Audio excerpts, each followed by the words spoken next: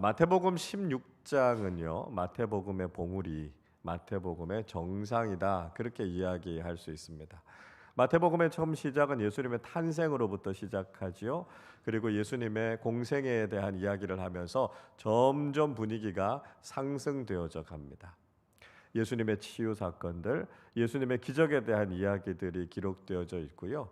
마태복음 13장에 가면 천국 비유의 말씀이 나옵니다. 그래서 우리로 하여금 하나님 나라가 어떤 것인가, 그 위대한 하나님 나라를 꿈꿀 수 있도록 하는 거죠.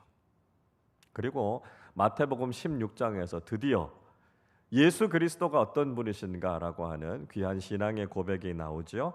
마태복음 16장 16절은 이렇게 말씀하지요. 시몬 베드로가 대답하여 이르되 주는 그리스도시요 살아계신 하나님의 아들이시니이다. 이렇게 고백합니다.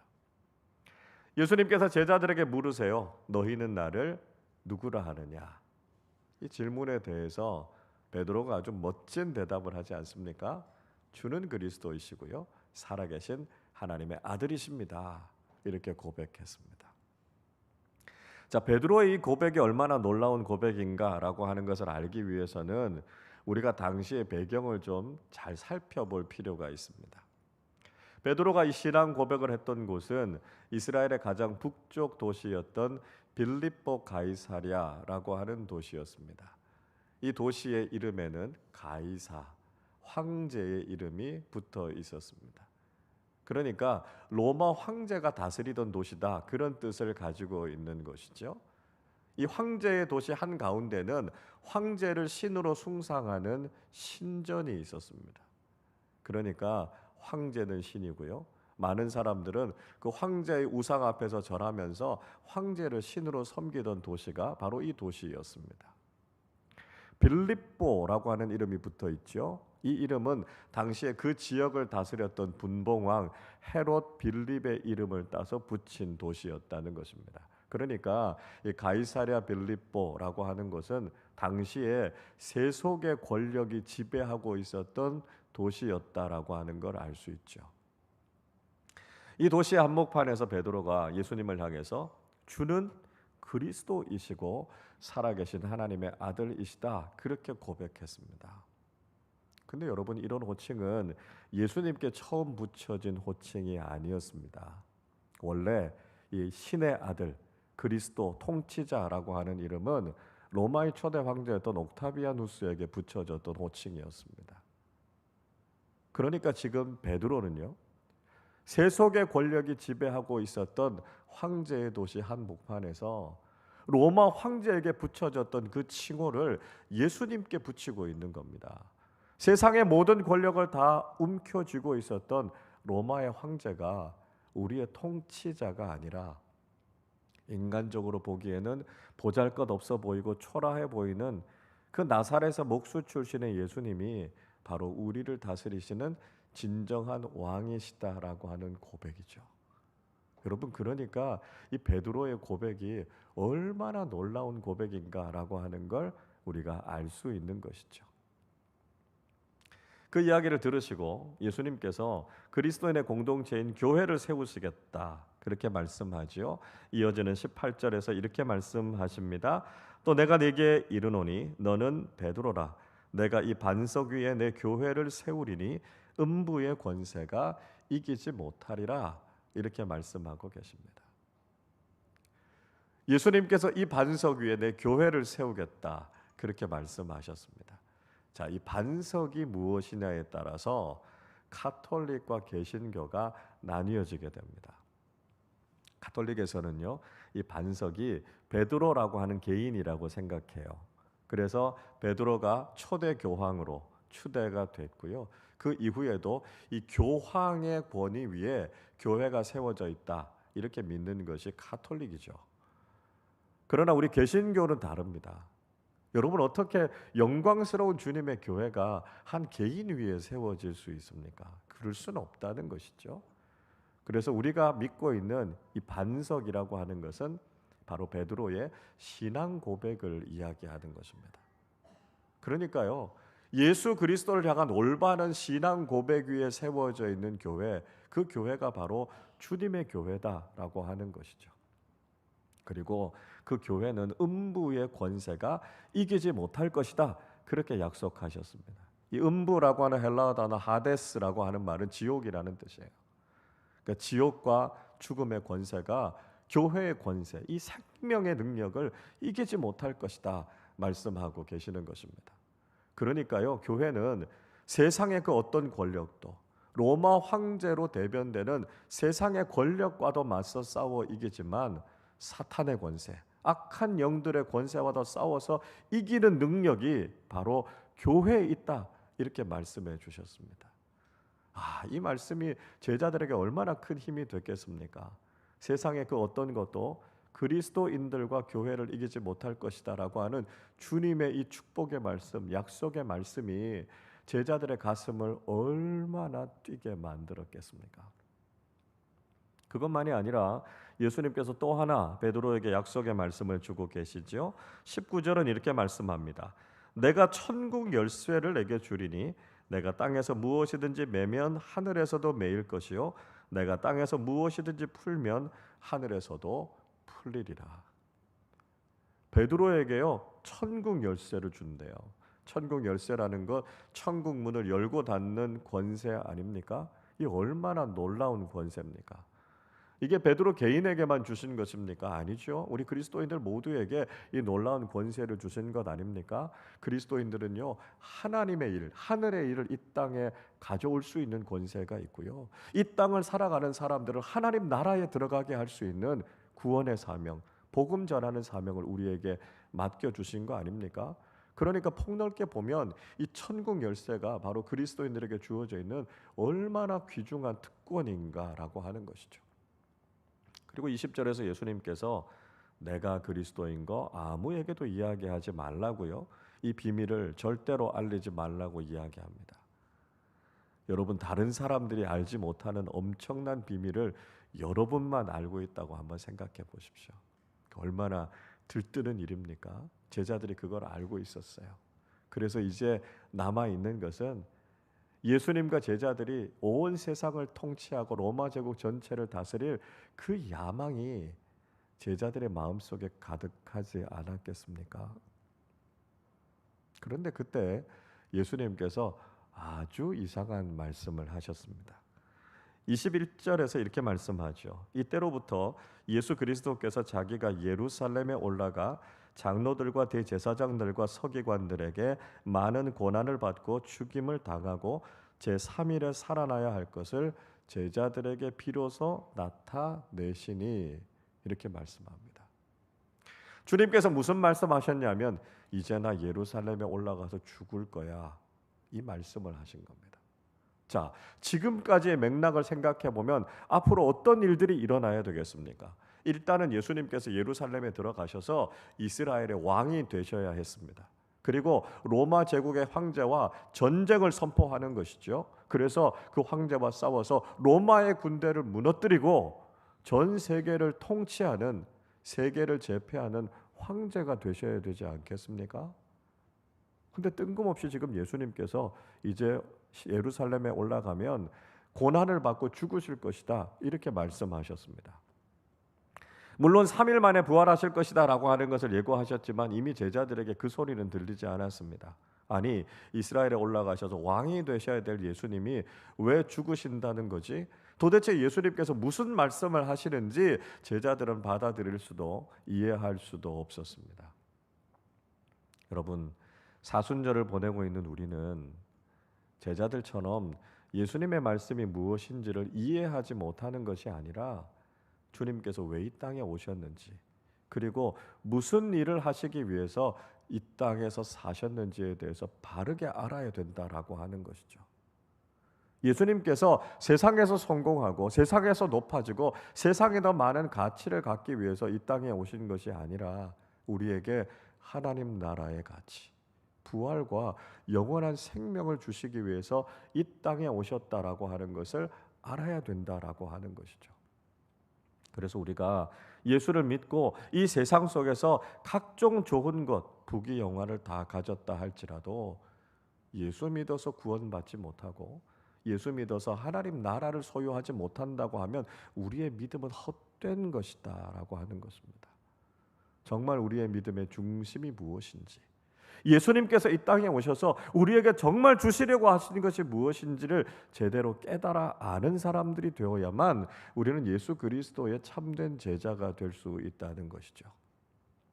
그래서 예수님께서는 오늘 예수님의 제자가 되고자 하는 사람들, 주님을 따르고자 하는 사람들이 어떤 삶을 살아야 할 것인지를 우리에게 말씀해 주신 것이었습니다. 자, 오늘 본문 24절의 말씀을 우리 한 번 더 같이 읽어보겠습니다. 이에 예수께서 제자들에게 이르시되 누구든지 나를 따라오려거든 자기를 부인하고 자기 십자가를 지고 나를 따를 것이니라. 예수님을 따르고자 하는 사람들, 예수님의 제자가 되고자 하는 사람들이 어떤 길을 걸어야 될 것인가라고 하는 것을 예수님께서 말씀하신 것입니다. 우리가 이것을 가리켜서 제자도, 제자의 길이라고 하죠. 예수님의 제자가 되려고 하는 사람들은 반드시 이 길을 걸어야 한다는 것입니다.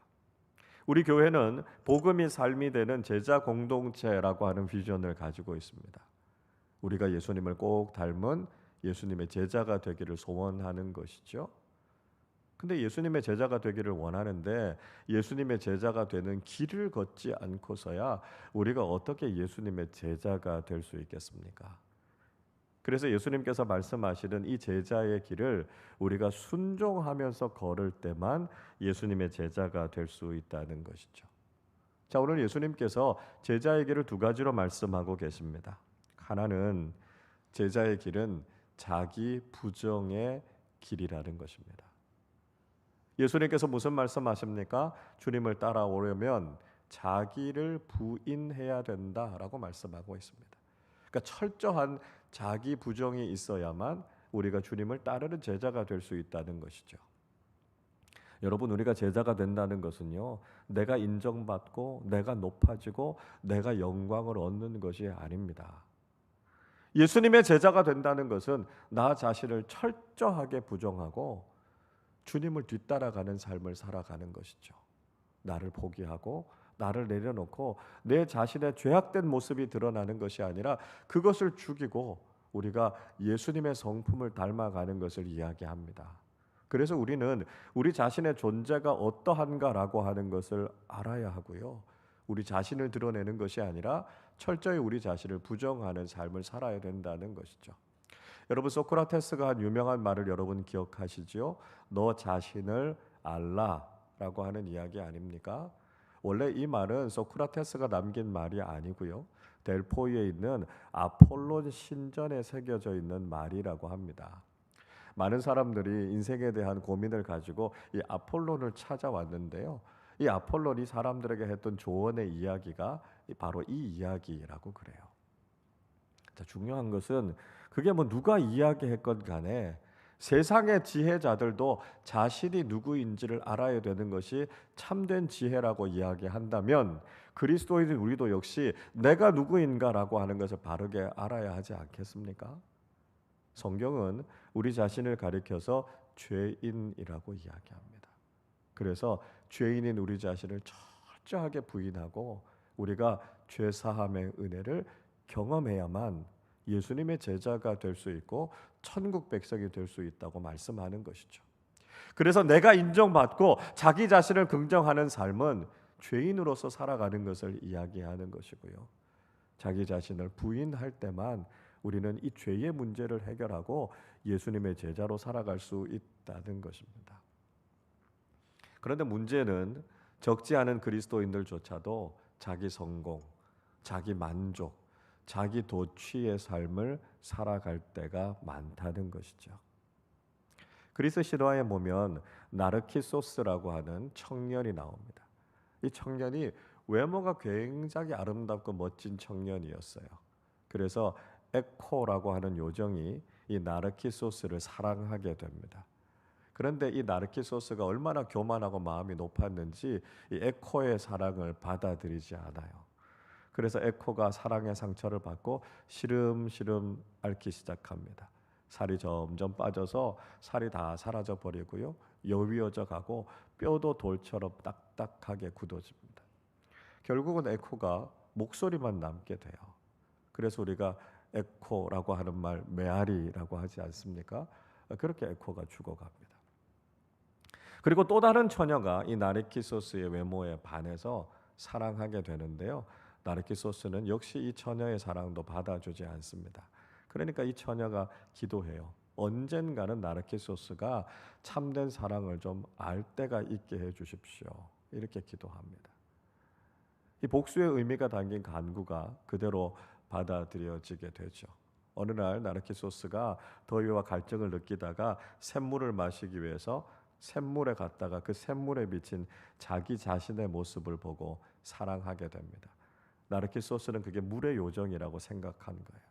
너무 사랑해서 그에게 가까이 가고 싶지만 물에 손을 담그니까 물결이 일어나서 그 모습이 사라져 버리는 겁니다. 아무리 사랑하려고 해도 아무리 가까이 하려고 해도 도저히 가까이 갈 수 없어서 사랑의 병 때문에 나르키소스는 결국 죽고 맙니다.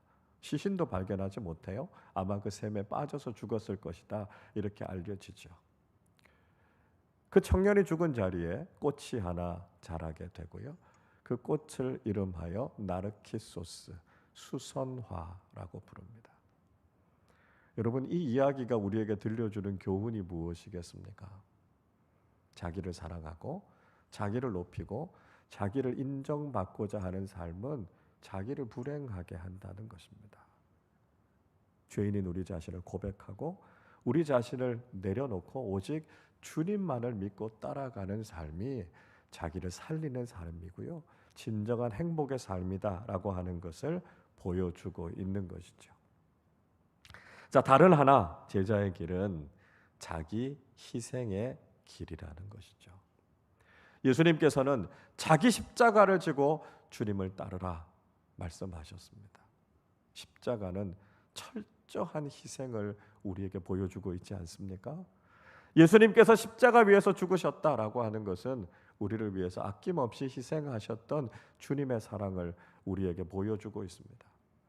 예수님은 아무 죄가 없으신 분이십니다. 예수님은 십자가에서 죽으실 아무런 이유가 없는 분이십니다. 그런데 예수님께서 십자가에서 죽으신 것은 우리를 위한 희생적인 죽음이셨던 것이죠.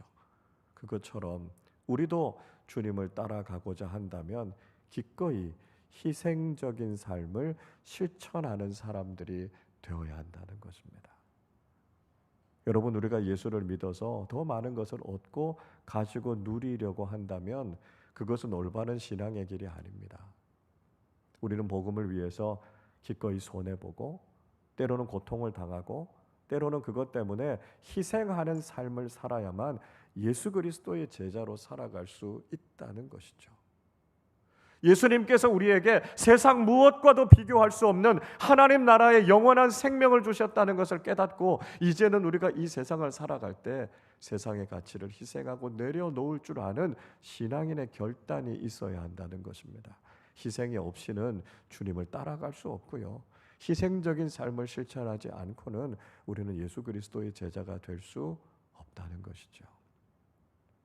여러분, 우리는 이 사순절에 주님께서 걸어가셨던 그 제자의 길을 믿음으로 따라가는 사람들이 되실 수 있기를 바랍니다. 내가 높아지고 내가 인정받으려고 하는 것이 아니라 철저히 자기 자신을 부정하고 자기 희생의 길인 이 십자가의 길을 믿음으로 걸어가는 우리 모두가 되시기를 바랍니다. 그래서 주님께서 이 땅에 오셨던 그 목적, 예수 그리스도의 생명과 하나님 나라의 영생을 우리에게 선물로 주신 것처럼 오늘날 예수 그리스도의 제자로 살아가는 우리 모두의 삶을 통해서 주님의 영광이 드러나고 많은 사람들이 생명을 얻게 하는 구원의 복음 증거하는 귀한 사명 잘 감당하는 우리 모두가 되시기를 주님의 이름으로 축원합니다.